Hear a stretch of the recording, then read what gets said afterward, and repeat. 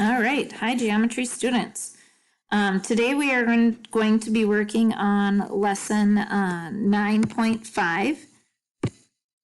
So 9.5.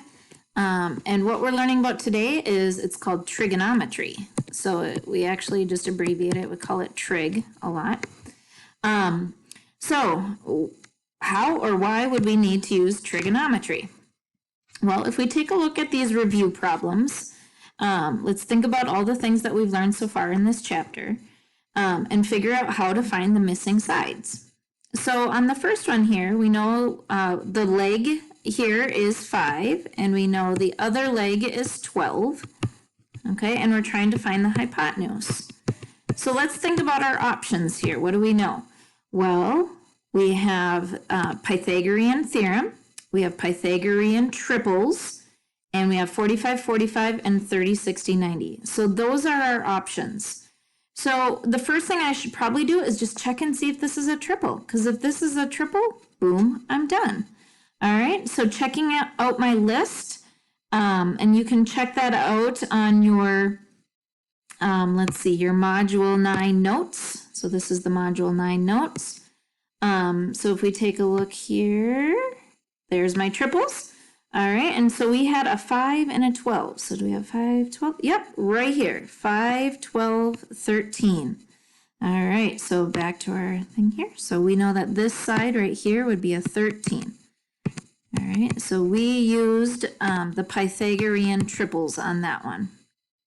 Okay, now on this example, this next example here, I see I have 45 degree angles, 45, 45.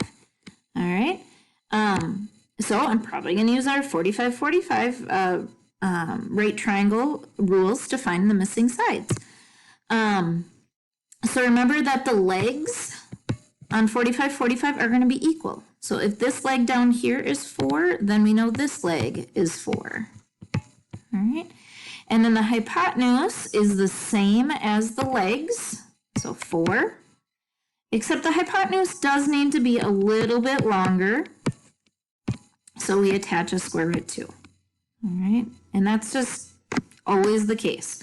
So the hypotenuse is always square root 2 times longer than the legs. All right, so my next example here, I'm looking at, I see a 5 and I see an 8, and I'm trying to find that piece. All right, so once again, I know that this is a leg, I know that this is a leg. I do not know like 45, 45 or 30, 60 because there's nothing written in there in those angle spots. All right, so I'm going to check out my Pythagorean triple list here for a 5 and an 8. 5 and an 8. Do we see any 5s and 8s on here? I don't think so.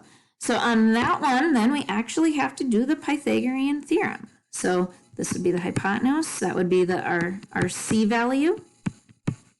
So we would go 5 squared plus x squared equals 8 squared. And we would have to actually figure that out. Okay. All right. Now our next one, so I see the 30 and the 60. All right. So I'm using my 30, 60, 90 triangles. So remember the side across from the 30, that was our smallest. The side across from the 60 was our medium. And again, remembering that the small and the medium are the same.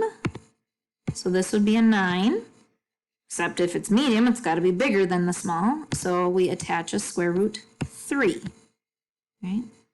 45, 45, there's 2 45, so we use square root 2. 30, 60, 90, we have a 30, so we use square root 3. That's just my little trick at remembering. Okay, and then our hypotenuse is our longest side, our biggest side. So then the relationship there was that the big one is double the small one. So if the small one is 9, the long one would be 18. All right, so see how we can find the missing lengths by using either Pythagorean theorem, Pythagorean triples, 45, 45, or 30, 60, 90. All right, so we have to have something to find the missing pieces on this one. So I checked this one out, and I only know one side. I only know the 10. So that means I cannot use the Pythagorean theorem. I cannot use my Pythagorean triple. When I check out the angles, right, this angle right here is a 57-degree angle. So can I use 45-45 or 30-60? No. All right, so we have to have another way to find out those missing sides. Why do we need to find missing sides? Because eventually we are going to be finding area and volume of prisms, pyramids, surface area. So we are going to need to find the area and the volume. So we need to be able to find the missing pieces so we can find the area and the volume of those things. Okay, so what are we going to use today? We're going to use trig. It's called trig or trigonometry. So trig is what we're going to use to solve this. There we go. So we have steps, okay? These steps will be on our Module 9 notes. I will add them. There will be also kind of a little cheat sheet there to help you. Please have these steps sitting out with you, next to you. Write them down. Have them open in another tab. I'm going to refer to these steps all the time, okay? So our first two steps, it says step 1, circle the angle, do not circle the 90. Okay, so we're circling the angle. So I'm going to look down here at my triangles. All right, so step 1, I'm trying to find this missing x here. So step 1 would be to circle the angle. So I am going to circle the 63-degree angle. I am not circling the 90, all right? I do not know this angle down here in this corner. I could figure it out, okay, but that would just be an extra work. So I'm just going to use the 63 that they gave me. So step 1, circle the angle, okay? So I'm going to go ahead and I'm going to circle all the angles. So this one, I'm going to circle the 51. This one, I'm going to circle the 42, okay? Now, when you are doing your homework, in order to circle the angle, you're probably going to have to copy down the triangle, okay, so that you can then circle the angle. So please make sure that you are doing this. If you are not, right, some of you might have problems, some of you might be okay, but I think it is super important. All right, step 2 then, so we did circle the angles. All right, step 2 then, it says that we want to, label the sides of the triangle. Okay, well, what does that mean? Well, we are going to label the sides either opposite, adjacent, or the hypotenuse. So those are the 3 things that we're going to label our triangle. So because I circled the 63-degree angle, okay, would this 9 down here be opposite that angle or adjacent to that angle? So is it across from the angle, opposite, or is it adjacent, next to the angle? Well, hopefully you agree with me that this would be the opposite side. So we label that opposite.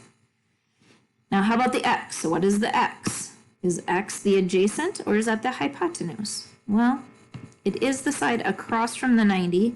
It's the longest side, so that is going to be the hypotenuse. Okay, now I am not going to label this side over here because there's nothing over there. There isn't an x, I don't want to find that side, there isn't a number, so I'm just leaving it.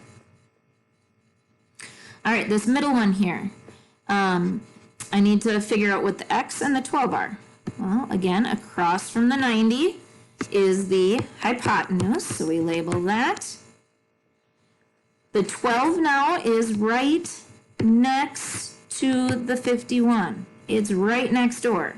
So when it is next to it, it is called the adjacent side. So I label that the adjacent side. All right.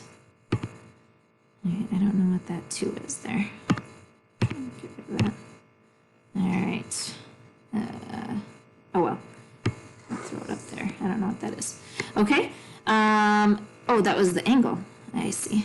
So now we want to go to the third triangle here. All right. So on this one, now my angle was 42. That was down here in this lower right corner. Okay. So I'm labeling the x and the 15. So is it the opposite, the adjacent, or the hypotenuse? Well, the 15 is right next door, so that would be the adjacent. Okay.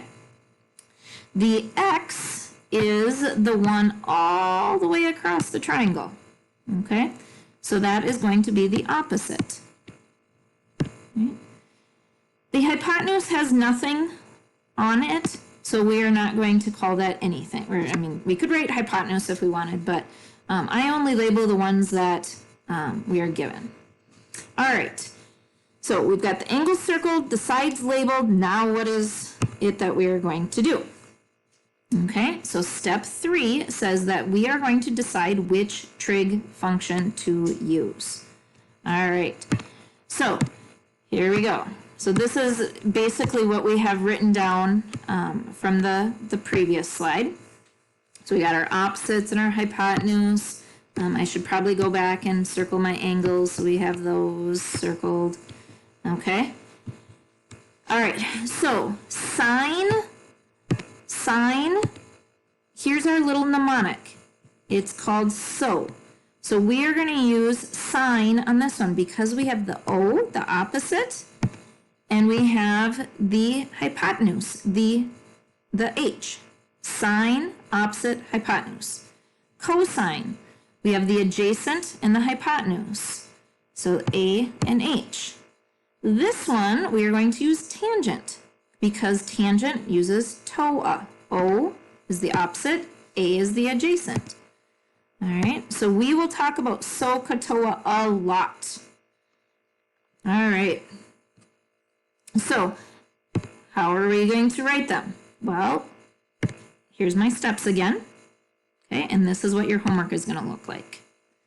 All right, so on this example here, we want to write a proportion for tangent of z. All right, so again, step 1 is to circle the angle. Well, on this one, it says we want tangent of z. All right, so z is the angle. So that is the angle I circle.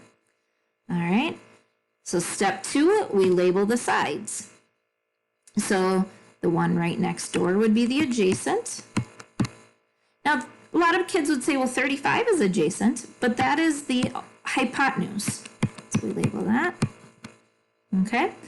And then the 21 is the one all the way across. So that is the opposite.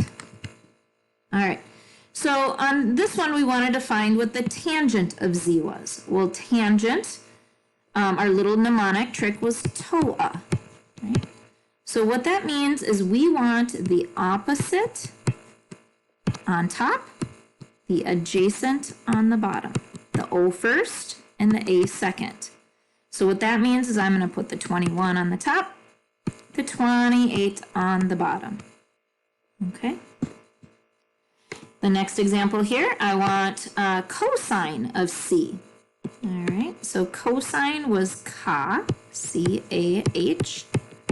So we are going to have the adjacent on the top, the hypotenuse on the bottom. Okay. So again, step 1, we circle the angle. So cosine C. So C is the angle I circle. Okay, so from there, the 16 would be the adjacent. Okay, that's the one next to the C.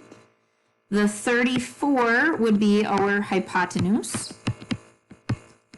The 30 would be the opposite, but since we wanted to find cosine, we only want the adjacent and the hypotenuse.